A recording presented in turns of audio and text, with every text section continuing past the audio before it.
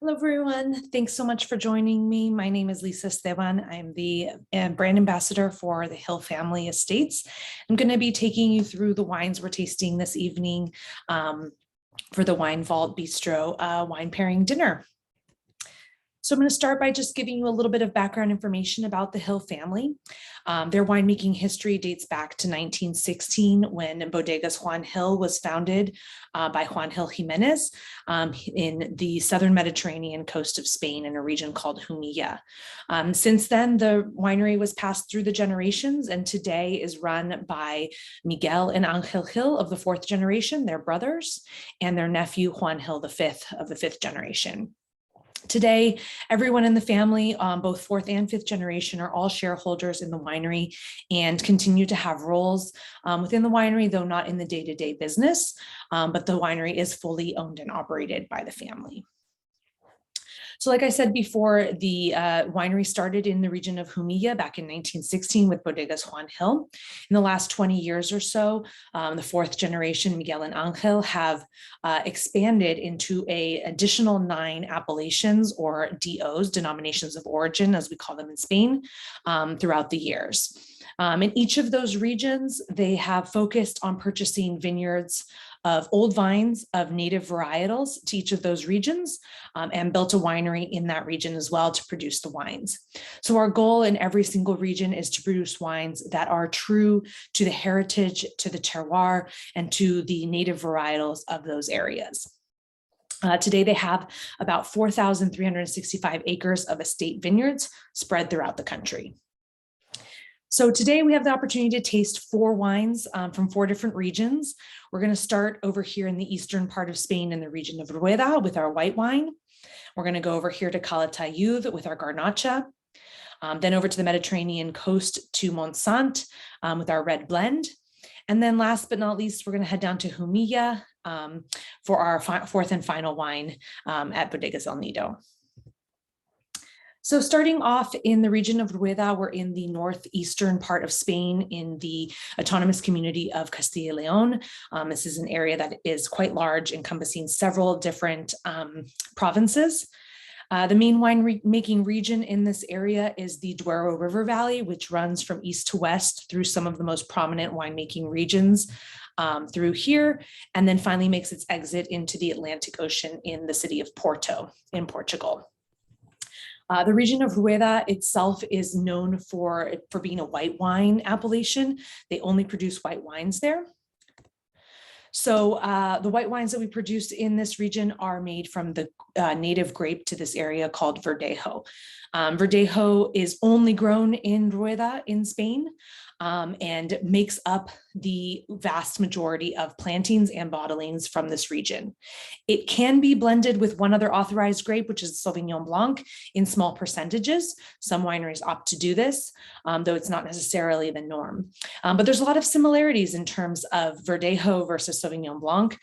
Think that really powerful, bold, aromatic, kind of explosive aromas of citrus, stone fruits, and in the case of Verdejo, a lot of really nice, refreshing minerality.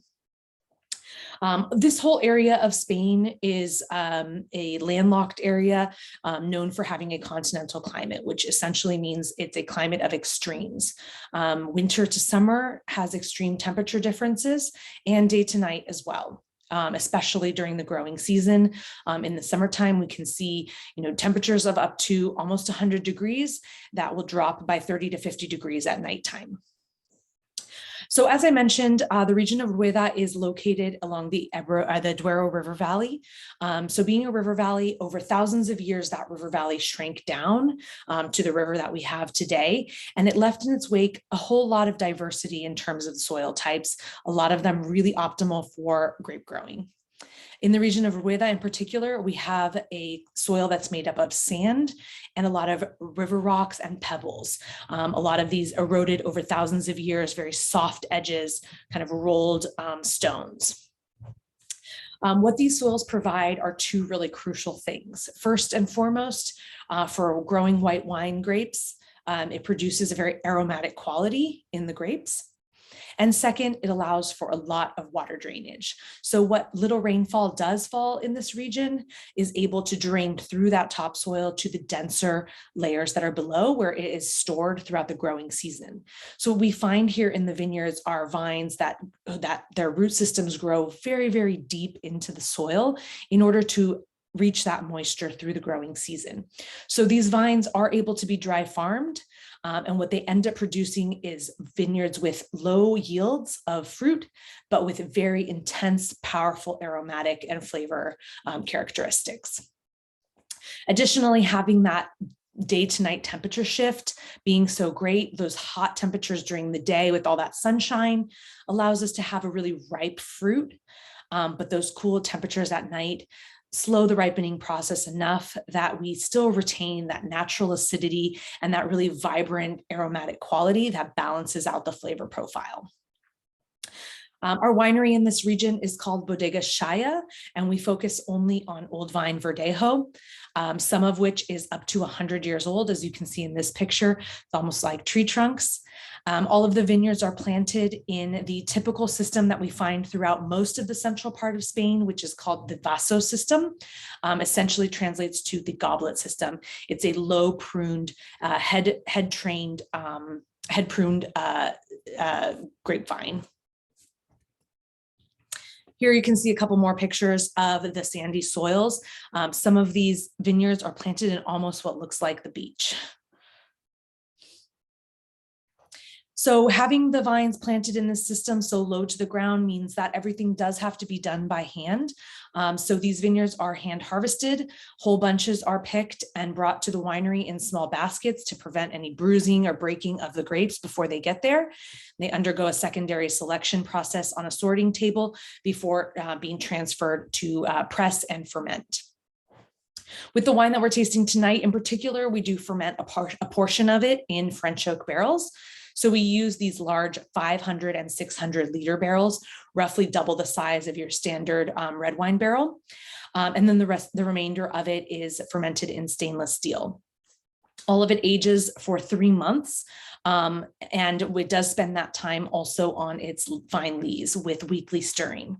So the goal here is to really strike a nice balance between adding that oak component, but not overpowering the delicate aromatics of the Verdejo grape. The lees stirring is going to give us that really nice full body on the palate, that really nice length, that supple texture. That's also going to make it pair really beautifully with a wider variety of dishes. So here we have the little review on the wine that we're tasting tonight. This is the Shaya Old Vine Organic Verdejo. We're tasting the 2020 vintage. It is 100% Old Vine Verdejo. We have 75 acres of vineyards that are old vine, between about 60 to 100 years old, planted at about 2,300 feet above sea level. All of it is dry farmed and is farmed without pesticides or herbicides. It is certified organic. Spain in general has a lot of qualities that make it very easy to farm organically. First and foremost, the climate. Being extreme and being up on a plateau in the central part of Spain, we're at a high altitude. Not a whole lot competes with the vines up there, and the types of soils lend themselves to organic farming quite easily. Not to mention having old vines that are really well suited and well adapted to the soil and to the biodiversity around them. We're able to do this very easily. As I mentioned, partially fermented in French oak barrels and then aged for 3 months, and the remainder of it in stainless steel. So what this wine shows us are these bold, bright aromas of white peaches, of citrus, grapefruit, lemon, lime, with then these notes of toasted spice, maybe toasted almonds, even a little bit of marzipan notes that are really beautiful, that are coming from that oak aging. We're also going to get that really beautiful texture, that filling quality in the mouth, and it's a really great wine to pair with any kind of seafood dishes. Verdejos are super popular in Spain. 9 times out of 10, if you walk into a restaurant or a tapas bar and you order a glass of white wine, you're going to get a Verdejo. It pairs really nicely with food and is just a really appealing flavor profile. So our next stop is jumping over from Rueda to the region of Calatayud. Here we are in the region of Aragon. Aragon is well known for garnacha. There's a couple of regions that produce really spectacular garnachas. And Calatayud is no exception. This is the Ebro River Valley, the southern part of it. The Ebro River Valley runs north to southeast, ending out into the Mediterranean Sea. The Ebro River Valley is probably most famous for Rioja. Rioja sits at the northern part of the river valley, and Rioja is probably the most famous region in Spain, like the Napa Valley of Spain, so to speak. So here in Calatayud, the vineyards are nestled along the foothills of a mountain range, quite a large mountain range called the Moncayo. Here, vineyards are all located between about 2,000 to 3,000 feet above sea level. About 80% of vineyards are planted at that altitude. The soils here are very rocky and very much slate-based, which again allows for us to have a lot of drainage that allows us to dry farm these vineyards and also gives a really nice mineral quality to the wines here. This region is known for old vines that produce really low yields of concentrated, bold, complex, really powerful style of garnacha. So here in this image, you can see some of that rocky slate that I was mentioning. It is quite rocky. The stones are, 3 to 5 inches across. Really difficult to walk on these soils, let alone bring through any machinery. So everything is done by hand, but also, again, an area where it is quite easy to farm organically. Nothing else really is growing there or competing with it. And you can see that these sloping hillsides, we go from about 2,000 to all the way up to 3,000 feet above sea level with all of our vineyards. In this picture down here, you can see kind of this foggy quality settling along these foothills in this little valley where the Moncayo range begins. So on average, our vineyards are about 65 years old. There's some outliers that are 100 to 110 years old, but it all averages out to about 65. Again, they're all planted in the Vaso system, really low to the ground. Those slate soils with such big stones at these altitudes are going to provide us with not only that nice minerality to the wine, but it's also going to temper those drastic temperature changes that we're going to see. So again, we have that continental climate where we can see 50-degree temperature difference between day and night. And that big rock is going to hold on to that warmth from the sunlight of the day and going to radiate it back up to those really low bush vines. That's going to allow for that temperature swing to be just a little bit more gradual and not quite as shocking to the vine.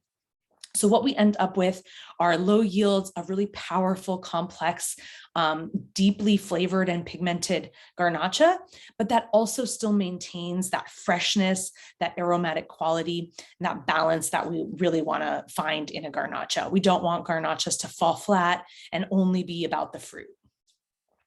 All of the wine is fermented in stainless steel and then is transferred to French oak barrels for 10 months of aging. So the wine that we're tasting tonight is the 2018 vintage of the Ateca Old Vine Garnacha, 100% Garnacha, 65-year-old vines at about 3,000 feet above sea level. Again, everything dry farmed without pesticides or herbicides and all hand harvested. This wine is going to show us really potent, powerful red cherry and plum flavors on the front that is then accented by a bit of spice. And you often get this little note of mint and or orange peel to it that adds this nice freshness to the flavor profile of the red fruits. Has a really fine tannin, that hint of smoke from the oak aging, and then hopefully on the back end, you'll notice that little bit of minerality coming from those slate soils. So this is a really excellent wine to pair with meals that have a little bit more structure to them. Really nice with earthy kind of meals, rice dishes with vegetables and meat, lots of spices and nice earthy aromas and flavors pair really nicely with this wine. So our third stop is all the way over to the Mediterranean coast. to the autonomous region of Catalonia, excuse me. So we're just south of Barcelona along the coast in the denomination of origin of Montsant. So it's kind of hard to see here, but it is this orange region that surrounds that little yellow spot, which is Priorat. So Priorat and Montsant have a lot of similarities to them. They're both regions that are nestled along a mountain range that is very, very steep. I'll show you a picture of that in a moment. And they're known for producing red blends. Here, because we are so close to the Mediterranean coast, we have a bit of that continental influence. So temperatures aren't super cool, but the Mediterranean really influences that. So we're not going to see such a big temperature swing between day and night. It's going to be more moderate, and it's never going to be really, really hot in the summer, and it's never going to be really, really cold in the winter. So just everything a little bit more moderated. So our winery here is Cellars Can Blau. We're located in the southeastern portion of the appellation of Montsant, about an hour south of Barcelona. We produce red blends here from 3 primary grapes, Carignan, which is locally called Mezzuelo, Garnacha, and Syrah. Each of these blends is really typical, Garnacha and Carignan being the primary grapes that are found in blends from this region, and then often blended with a 3rd or 4th varietal, often from an international varietal. So it could be Syrah, Sauvignon, or Cabernet Sauvignon, any combination, Merlot, things like that. So really nice red blends that reflect the terroir and that reflect the tradition of this region. So here you can see the image of the Sierra de Montsant. So this is the mountain range that really encircles Priorat here. So we have very, very steep hillsides. This is a remote region. Even today, it's difficult to travel around this area, really winding, tiny roads through these little villages and winemaking regions. So back in its origins as a winemaking area, is actually the first vineyards were planted by monks who established monasteries high up in these mountains where they were very remote and removed from society.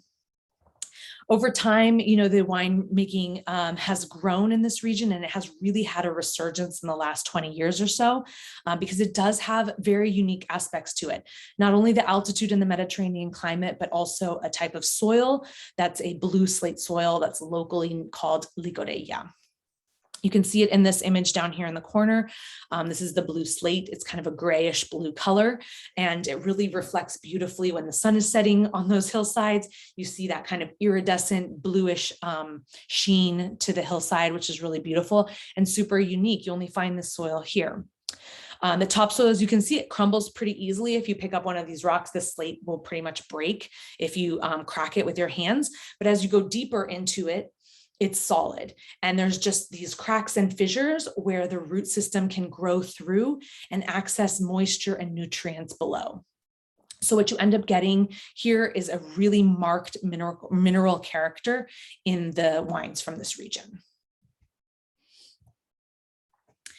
Because of that hillside being so steep, a lot of the vineyards have to be terraced. So cut into that hillside and planted on terraces in order to optimize the land that is available, because it is a very small region. Again, due to that fact, everything has to be done by hand because you can't bring machinery through the terraces. But as you can see, we're a little closer to the Mediterranean. Our vines are not quite as low down to the ground. They're a little bit taller, but still trained in the similar system, not trellised. Everything is done by hand here, harvested. And the estate that we have is about 86 acres of vineyards, and they're planted in various locations. And the reason for that is because there are different soil types that best showcase each of the grapes. So the Mezzuelo, which is the local name for Carignan, is planted in sandy clay. The Garnacha is planted in that licorella slate soil, and the Syrah is planted in limestone. So then together as a blend, each of these grapes brings the very best of it to make a really beautiful, complex blend. So we produce 3 wines at this winery. All 3 are blends of these grapes. Everything is dry farmed, hand harvested here as well. And then this winery takes sustainability one step further in that it is totally solar powered. The Hill family started investing in renewable resources, renewable energy in 2015 at Bodegas Juan Hill. They installed a solar park to provide solar energy. And today we have 3 wineries that are completely off the grid, with further investments happening in the future. Their goal is ultimately to optimize the fact that we have so many hours of sunshine in Spain. Why not capture it and power these wineries completely from the sun? So the wine that we're tasting tonight is the 2018 vintage of the Canblau Red Blend. The blend is made up of 40% Mazuelo or Carignan, 40% Syrah, and 20% Garnacha. Our vineyards range in age between 25 and 45 years old, depending on the varietal, and were planted around 2,000 feet above sea level. Again, they're terraced vineyards, so the altitude ranges just a little bit along those sloping hillsides of the Sierra de Montsant. The wine ferments in stainless steel tanks and then is transferred to French oak for 12 months of aging. So this is a wine that's going to show us really powerful, ripe, nice tart and bright flavors of red and black fruits, cherry, plum, which is nicely complemented by spices and almost a potpourri type of aroma, lavender and spice. And then hopefully you're noticing that mineral note that's coming from the Licorella soils that really refreshes and brightens the whole palate. This is a wine that's going to show those notes of oak in there. It's going to have a little bit more of a powerful tannin. These are really bold, rich wines that have a nice round tannin to them. It's going to pair really nicely with really any type of grilled meats. It's going to play nicely off of that kind of grilled smoky aroma and flavor. Meat dishes that have a little bit of a higher fat content to it because of that tannin. It's going to cut through it really nicely and beautifully, and complement those foods really beautifully. So last but not least, we're going to go down to Jumilla, the family's origin or their home base, which is still their home base. They're from Jumilla. We're located here in the region of Murcia. So this is the southern Mediterranean coast. However, you can see we're a little bit further inland than we were in Montsant. We're about an hour's drive from the actual coast. So here, the continental climate is going to take a bit more of a prevalent role in terms of the climate. We're going to have a drier, hotter, more extreme temperature change in this region than we see in the north. Also, just being closer to the south, we're closer to the equator. We've got the tip of Africa just right down here. So we see really warm, dry winds blowing through this region that further dry out the vineyards. So Bodegas El Nido is the winery that we're going to be tasting the wine from. We have the Clio tonight with us, but both Bodegas Juan Hill and El Nido, they're right next door to each other, nestled along this little hillside in the Valle de la Aragona, this little valley here. So the flagship winery was founded there in 1916, and a lot of these vineyards belonged to their great-grandfather who began this project down here. His vision was really to showcase the Monastrell grape, which is the Spanish name for Mourvèdre. It grows natively in the area of Jumilla and hadn't really been put on the map as a serious wine that could be aged for long periods of time and made into really complex, interesting bottled wines at that time. So that was really his ultimate goal in putting Jumilla on the map. And I think that the fourth generation who founded Bodegas El Nido in 2001 really have achieved that vision. The soils here are composed mainly of limestone. They have a very rocky pebbled top layer, as you can see in this image or in all of these images. And then about half a foot below that is a full slab of limestone. So again, here we see another type of soil where there is drainage possible. And then that slab is going to prevent evaporation from those winds, those warm winds that come from the north of Africa, and from just evaporation under the hot sun with no rainfall during the growing season. But also uniquely here, you can see how far apart each of the vines is from each other. And this is to reduce the hydric stress on the vine so that each of these vines can be dry farmed and get enough moisture to survive and to actually provide or to produce grapes. But what we end up with is a really powerful, rich flavor profile. Our Monastrell grapes that go into this wine are about 90 years old. They produce less than 1 kilo of grapes per vine, which is about 2 pounds per vine. The Cabernet is a little bit younger. It was planted by the 4th generation. This project came about with Chris Ringland, who's a renowned Australian winemaker who had been working with Monastrell and Cabernet blends in Australia and recognized the potential to make really cool, long-lived, bottle age-worthy wines from that blend of Monastrell and Cabernet. So what we end up with is a really powerful, complex grape that lends itself to that really long, nice aging process. So we've got the 2019 vintage of Clio today.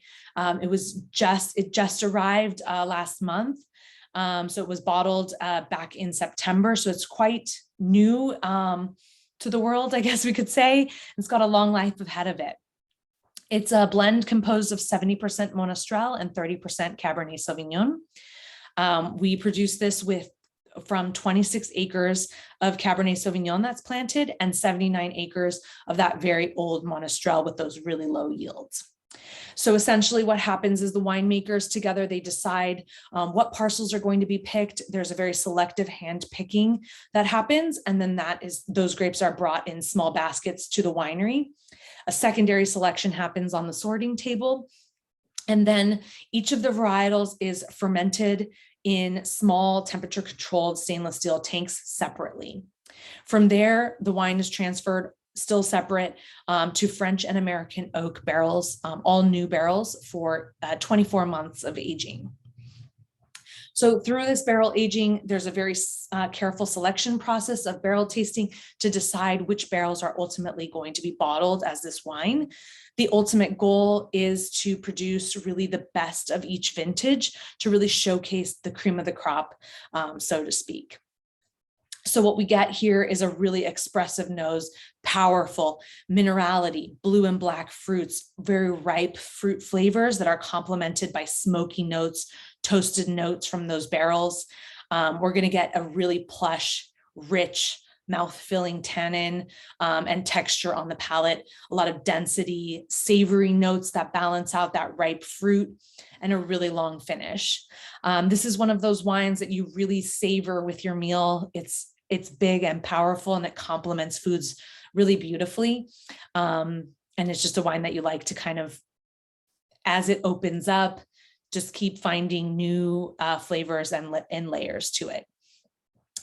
So hopefully you've enjoyed this tasting and learned a little bit more about Spanish wines and the Hill family. Please feel free to reach out or visit our website if you'd like additional information. And I hope that this meal and this wine pairing was fantastic and that you've had an enjoyable evening. Thank you so much for joining me.